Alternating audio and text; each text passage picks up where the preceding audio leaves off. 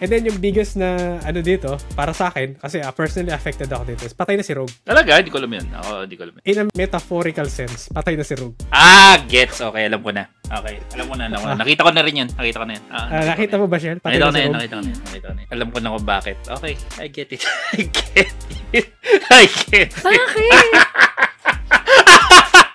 Hindi mo alam nangyari. Ba't di mo inad dun sa mga slides yung comparison, di ba? Bakit malayo na ba?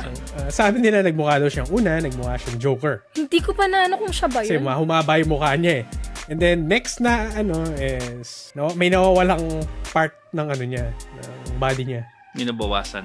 May nabawasan. Kasi si Rogue, di ba? As in, boom. You know. Dito hindi. Medyo I'll check nawala. it later. Hindi ko napansin.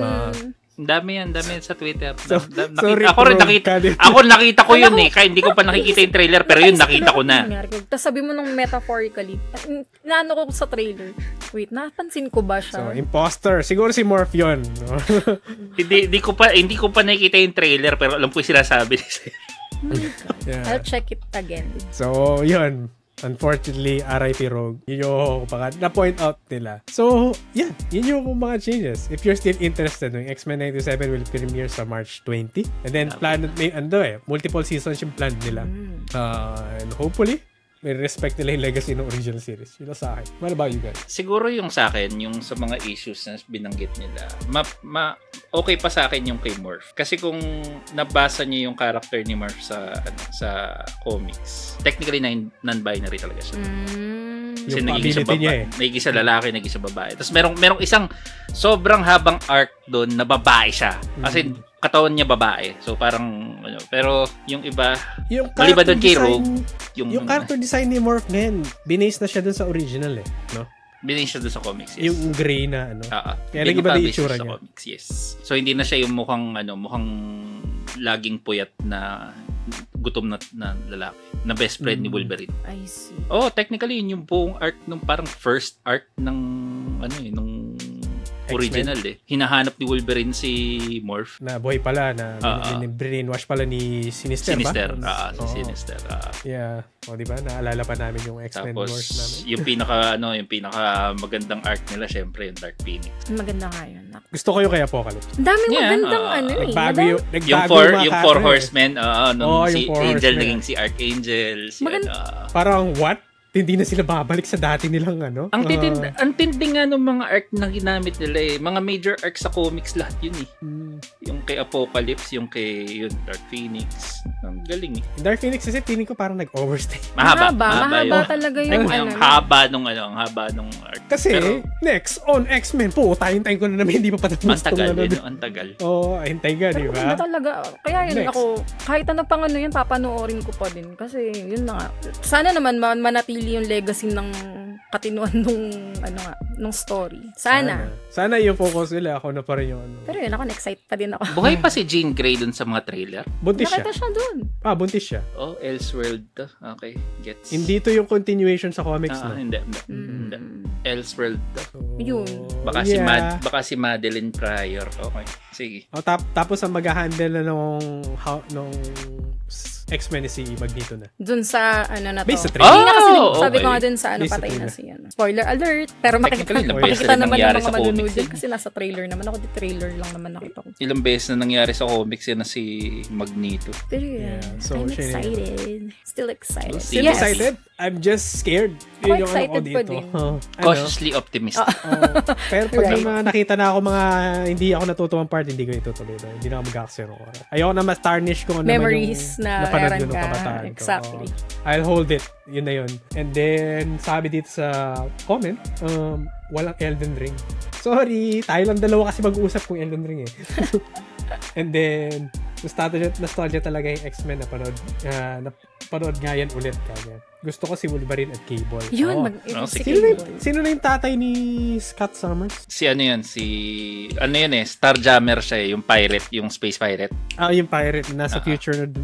Ganda nung circle na yun. No? Yung Summers family, malalakas lahat yun.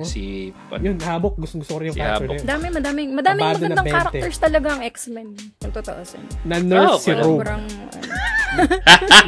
Nan-nerf daw sila. Better, pero nerf. Kaya pala Apocalypse talaga pinakamagandang arc. Pati siya gusto niya si Apocalypse. Maganda Diba? naman nga yung mga... Actually, madami nga magandang arc talaga yung Ay, yun, so, yeah. Just wanna ask the audience, lalo na sa mga nanonood dyan, kung ano nga yung, kayo naman, ano yung favorite naman ninyong X-Men characters? Please let us know in the comment section. Si Batman. Superman. Uy, nakaka-excite na. Iron Actually, Man. excited ako dun sa, Deadpool, Wolverine na movie. Oh my God. Yeah. Hindi na ako I am Marvel Jesus. Ba't di ako pa pag-usapan natin yung Marvel Jesus na yan? Actually, may isa pa ang topic that. dito, anime siya. Drinap na namin kasi sobrang dami na ng topics. Sige, 2 hours na tayo. Wow. Nagagalit na si Potpot. Yeah. Nakalimutan Si ko Blackheart, pala oo. si Blackheart. Si ano daw sa akin sa comment section ko. May Si pisto Gambit ako sa daw, game. sabi ni Gusto ko kasi may Hansel. pisto. Hi Hansel, ayun, si Gambit daw yung sa kanya, yung favorite. Si Apelido. Remy. Sabi niyo, Remy gano'n sabihin yung apelido. Visit kayo. Pero yun. Si Remy. Sa ano ba? Lebeau. May nag-comment ba sa Twitch? Hi, Twitch people. Yeah, yun na yun. Si Blackheart daw, Blackheart. Blackheart. Shoma Gorat. So, yeah, that's all the topics we have. Go sides. Dali. Pala, di pa ako naka-ready. Sorry. Ayun, so, yun. That's all the topics that we have for today. Kung meron kayong mga topic suggestions, feel free to leave comments or reach out to us. Sabihan nyo kami para check namin kung ma-research namin siya. If you'd like to support us, you can follow us, like, comment, or subscribe depending kung anong platform kayo nagpa-follow. Meron sa YouTube, meron sa Spotify, meron sa TikTok, di ba? Meron TikTok. Yes, TikTok. Tapos, syempre sa Facebook, ito yung ano. Tapos, to join in discussions, again, we're available every Fridays or Saturdays in the Pinoy Gamer Discord, tsaka sa Twitch, where we do yung live, technically ito live recording to. If you'd like to be our guest, just let us know so we can arrange it. And kung gusto niyo yung mga shoutouts, comment lang kayo ng comment sa mga videos and we will give you shoutouts at the end of each segment. And yun, I would like to introduce our host. So, ako muna sides, 50% girl dad, 50% stay-at-home husband, 100% geek. Bye-bye, and thank you. Next, Yes, Shell. again, I'm Pearly Chell, your correspondent from Pinoy Gamer.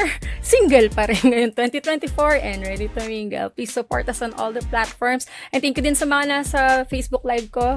Hi sa mga viewers na nandyan. Thank you so much for supporting. Please continue supporting us. Ayun, please do follow me as well sa Twitch. Check Pearly Child. Yes, and then salamat nga pala dun sa mga nanood tsaka sa nag-follow. Dun sa kakapalo na si Jay Intappers. Thank you. Si Thank Tappers you. pala to. And then salamat kay Busako. Salamat sa pang-asar kay Shell. And then salamat din kay Nier sa pang-asar din kay Shell. So basically may pattern. So, alam Bakit na ganyan kagad. kayo? Alam yung focus. Oo. And then ako nga pala si Zero. Thanks for joining in. No? And then shoutout nga pala kay Potpot. Yun na. Pot. Bye-bye. Bye, guys!